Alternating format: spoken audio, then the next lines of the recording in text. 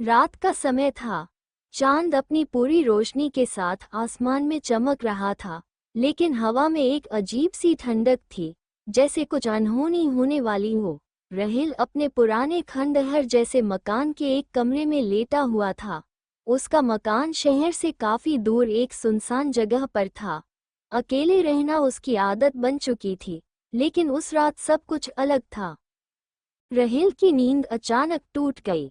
घड़ी की सुई रात के 3 बजने का वक्त दिखा रही थी, वही समय जिसे लोग शापित समय कहते हैं। उसने ध्यान दिया कि कमरे के कोने में रखी पुरानी घड़ी की टिक टिक बंद हो चुकी थी। सब कुछ इतना शांत था कि उसका खुद का सांस लेना भी अजीब आवाज कर रहा था। तभी अचानक एक हल्की सी आवाज उसके कानों तक पहुंची, जैसे कोई दरवाजे के पास चल रहा हो। राहिल का दिल जोर से धड़कने लगा। उसने सोचा, शायद मेरा वहम है।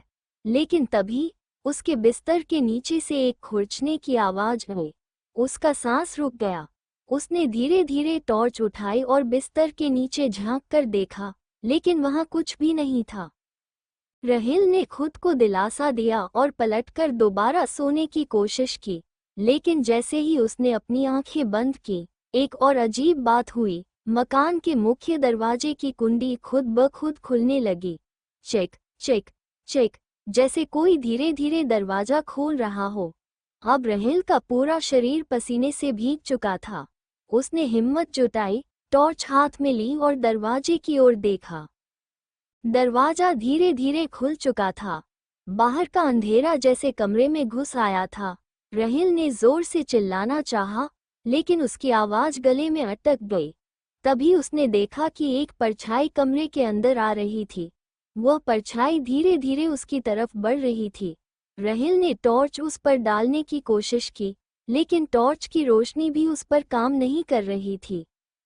परछाई बिल्कुल उसके पास आ गई और बिखरी हुई आवाज में बोली, तुम सोचते हो कि मुझसे बच जाओगे?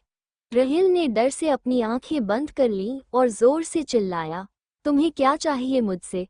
लेकिन जब उसने आंखें खोली, तो वहां कोई नहीं था।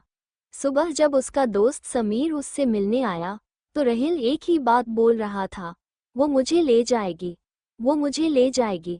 और उसकी आंखें जैसे गहरे अंधेरे में खो चुकी थीं।